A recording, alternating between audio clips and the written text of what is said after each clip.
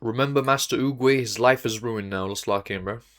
Although it's common and even sometimes lucrative for people to portray themselves as edgy on social media, as time goes on, more and more people are starting to realize it just isn't worth it. And in the massive year of 2025, Bro, mostly it's not worth it. Why?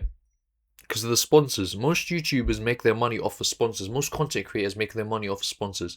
Like, for example, a company comes up to you and pays you a certain amount of money to support their brand or have it in the video or have it like placed somewhere during the, you get what I'm saying? So like when you're not friendly, when you attract a certain type of audience, the brands, they pull away. But at the same time, it's much easier to build an audience if you are more like outlandish, more something that stands out, including what Master Oogway was doing. You get what I'm saying? other creator knows this better than Master Oogway, because somehow from his edginess, he managed to go from having millions of subscribers and billions of views to crying on Twitter and begging Mr. Beast to help him get unbanned from YouTube. The true definition of fumbled. Master Oogway's presence online began with a unique start, because unlike many other creators, he started out from doing funny voice impressions of the character Master Oogway from Kung Fu Panda, hence his username. And if you also couldn't tell, his content was geared toward a younger audience because stuff like this was meant to be funny. And honestly, it worked. He was posting a lot of content on TikTok using the Master Oogway voice, and eventually he started getting popular, gaining tons of... That's interesting seeing how he got popular. Because I remember I used to see this all the time. I used to see these videos all the time, but I never realized this is how he got popular. I never knew it was him to begin with, but yeah, it makes sense. I remember vividly seeing these videos and I found them funny as hell. But I didn't know it was him, it was just a voiceover. But then when he transitioned into the more like, we'll see. subscribers and hundreds of thousands of views. And after reaching that new level of viewership, he started trying to expand his content empire by creating tons of accounts, posting different types of content. Some were reactions, some were voiceovers, and most of them were just like fantasies about men. Wanna do it? What? Fuck. Yep, I have no idea. And even if I don't find this content funny myself, the audience did, which is all that matters. Because if you were to go in one of these videos comments... Bro, don't be that guy. Oh, this ain't funny, bro. This ain't funny. Yes, it is, bro. Shit, so he was funny guy. He's a funny guy. He did something that stood out. And he was funny. I'm surprised. I forgot. This is how quickly you can disappear off the internet, genuinely. Like, I'd consider myself, I used to see a lot of him, bro. But I'd never noticed that he got banned. I never even knew. Like, that's crazy. You would see his viewers memeing, agreeing with him, or saying things like, "Can I join Master?" So obviously, he was doing something right. And after posting consistently, sometimes multiple times a day, he would eventually hit 1 million followers. And this insane growth wasn't only just on TikTok, it was on YouTube as well. Master Oogway was literally dominating the algorithms with multiple pages on both sites. And he was doing this with ease. At the time, there was a meme called the Chad face, which was trending, and that kind of signified a based opinion. So all my name is Walter White, yo.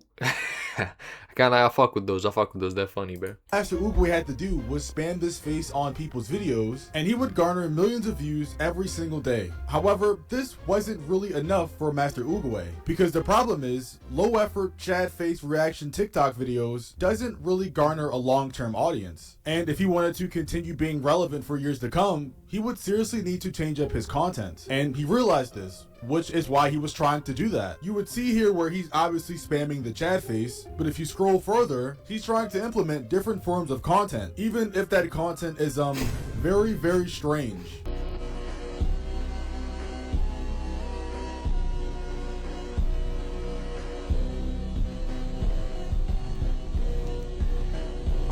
I'm sorry, guys. I wasn't talking about... Yeah, I vividly remember this part of his career, bro. Like, I used to see him on TikTok just sucking off the air, bro. Like, genuinely, like, there's no other way to put it. Like... this content, I was talking about his more edgy videos where he's low-key trying to be kind of racist, but since he says it's a joke, I guess it's okay. Okay, can somebody explain what the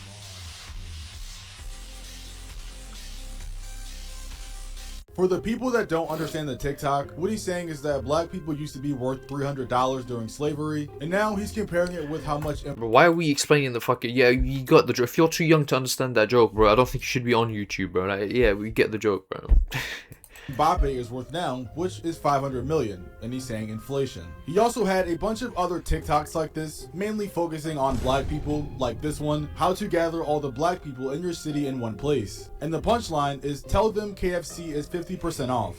Oh, brother, this guy stinks! And while I don't actually believe that he's racist, I think Yeah, kind of that one was a bit stinky, stank. Whatever the fuck that NLE fucking gif is. But bro, yeah, most people who make racist jokes are not racist. But it's like you don't say that regardless because it incites a reaction. It's something that can be avoided completely. Like, you get what I'm saying? But yeah, most people who do, like the most, I know a couple people who like make racist jokes. We all know that one person who's okay with saying racist shit because they don't realize what a digital or physical fucking footprint is, babe.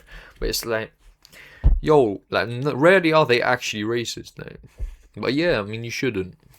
let out these videos show people that he'll do anything for views. For example, if you look at this video where he's talking about black people versus the other surrounding videos, this video clearly outperforms all of them by a long shot, which is because dark humor gets people's attention and it makes them remember you, which in terms of performance is way better than doing a Chad face. And as a result of this, Master Oogway would continue to make videos like this, pushing the line a little bit farther with every joke that he would make. And eventually, because he's doing this on TikTok, they wound up banning his main account with 2.7 million followers. But like I said before, he had a lot of different accounts, so he was able to recover. And normally, when a person gets an account banned, especially with 2.7 million followers, you would think they would take time to self-reflect and not do it again. But not Master Oogway. In fact, he would actually take the dark humor jokes even farther. So far, to the point where he actually started saying the N-word. And yes, unfortunately for us, there's actually a re-uploaded version of him saying the N-word in HD. What's up, YouTube?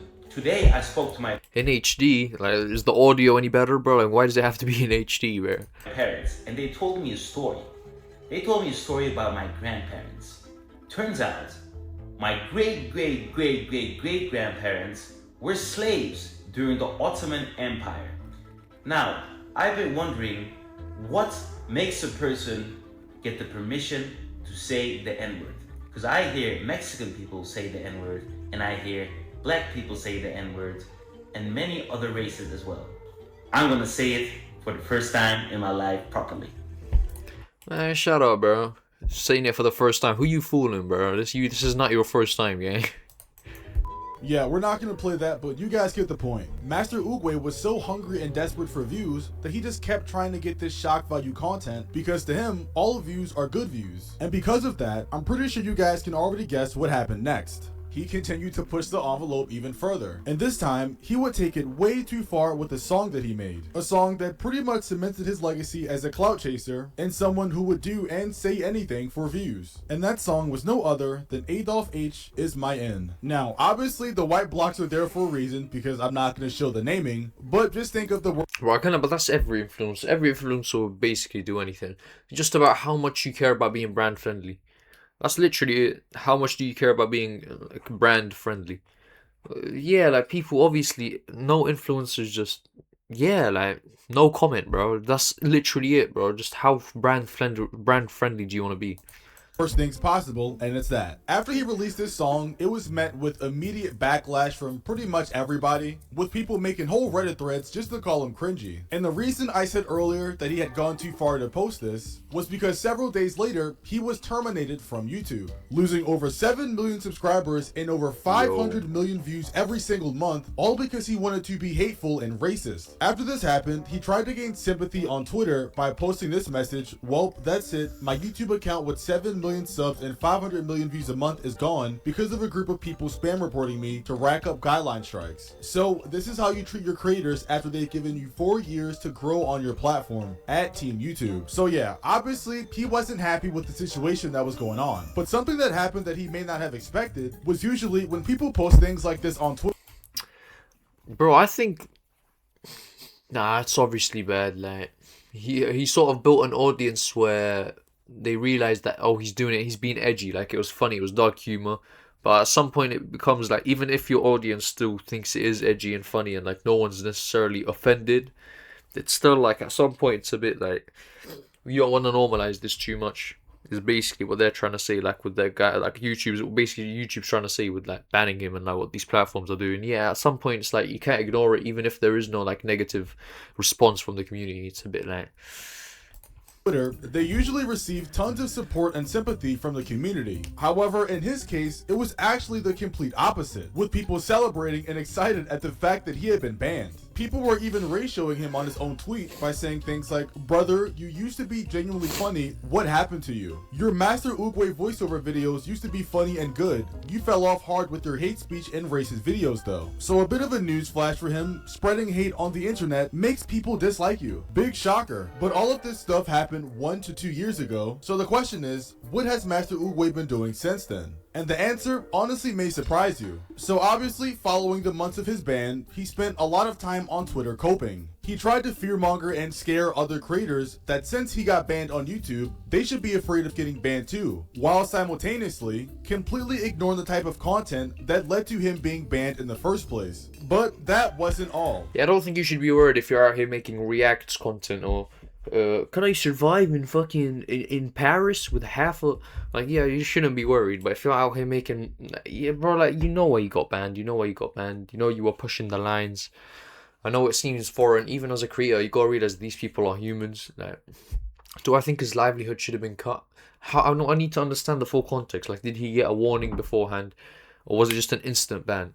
Did he get a strike beforehand? Was he on a last strike? I think everyone should be aware that okay, one more time and you will be banned. You shouldn't just do the maximum punishment like out the gate. You get what I'm saying? He also tried his very best to get back on YouTube while hiding his identity. And he did this by trying to change old accounts with his name on it to new accounts that had no ties to his identity. However, I'm guessing he forgot that he already had subscribers on these accounts and that his editing was the same, because people quickly found out that these accounts were also owned by Master Oogway, and as a result, these new accounts were terminated just like his other ones. So yeah, even though he was tweeting that YouTube doesn't care about people, he was actively trying to get back on there. And since it seemed like he was all out of options on coming back to the platform, he then decided to use his ultimate card, which was trying to sue YouTube for banning him. In a Twitter post on December 11, 2024, Master Oogway tweeted, "Officially sued Google for violating my digital service acts rights. Gonna have my first court hearing this week. It's gonna be Dutch law since it's my country of residence. Wish me luck." Essentially, he was trying to sue a billion-dollar company for wrongful termination. And even though a literal ant could have told him this was a bad idea, he still did it anyway. The King of Unemployment WestJet also covered this case on his channel, and basically everybody was just laughing at Master King of Unemployment WestJet. Oogway, because not only was the lawsuit ridiculous, it showed W title, bro. W title. how desperate he was to get back on a platform that he basically abused while he was on it. But none of this really matters, because only a month later, Master Oogway would post on Twitter again saying that he lost the preliminary injunction to the case. Prominent YouTuber Master Oogway, as he's referring to himself in third person, has lost a preliminary injunction case against Google, seeking the reinstatement of his permanently banned YouTube channel. And while I'm not gonna read this entire thing, he also tweeted this: "I'm sad I took the L on the preliminary injunction since I really want to keep entertaining my fans on YouTube. But I still have a chance to start a full trial. I might do so. I need some time to think." And honestly, this is just a big code word for I got cooked. Not long after this, Master Oogway also started streaming on Twitch and Kick. And if you thought his streaming content would be any different than his usual content, I have news for you, because it isn't. At the ripe age of 27, he is still somehow obsessed with the N-word. Do I get the pass, guys? Do I get the pass? Okay, do I get the pass? Can I call you my homies? Okay. Man. It's embarrassing, Unk. Please stop. His content is even the exact same with the dances that he does, because in a clip that I found of him celebrating 45 live viewers, he's still doing the same thing he did like 2 years ago. 45 viewers, chat. 45 viewers, chat. World record, chat. It honestly gets to a point. Alright, bro, like get off his dick though. Like it doesn't matter how it does matter how old he is, but it's like damn, yeah.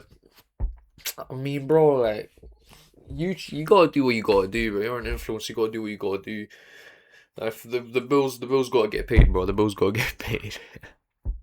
point to where maybe the fries are worth making. No amount of rent costs could force me at the big age of 27 to do what he's doing. And you know, just maybe he wouldn't have to do this if he was unbanned on YouTube. Oh wait, after 1.5 years, I am back, devil emoji. I have returned, uploaded to Super Sigma Bros 2 minutes ago. And this was August 15th, so this is recent. Let's see if this channel is still up. Video unavailable.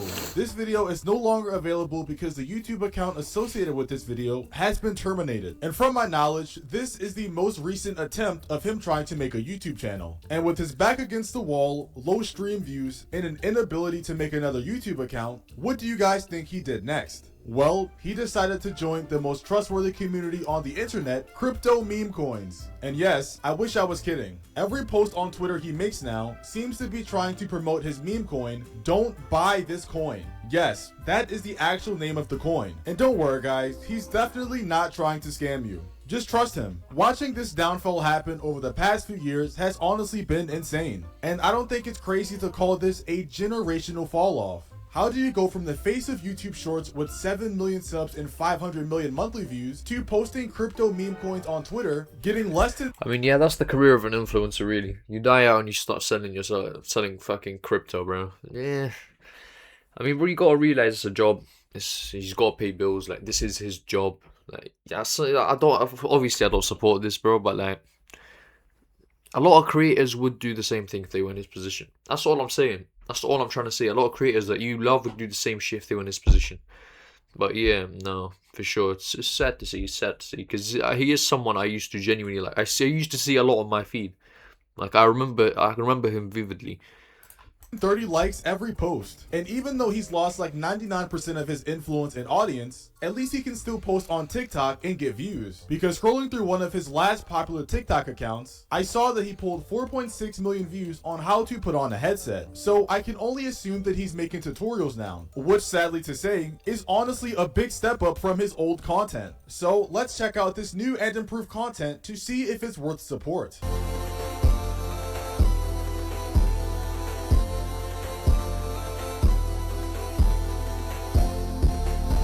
This is honestly sad. W video, man. W video. I'll link his channel in the description. But yeah, man. It's sad to see. It's sad to see. Hopefully we don't end up like that. I mean, we gotta go up before we go down though. So anyways, boys, subscribe so we can get monetized and see ya, man.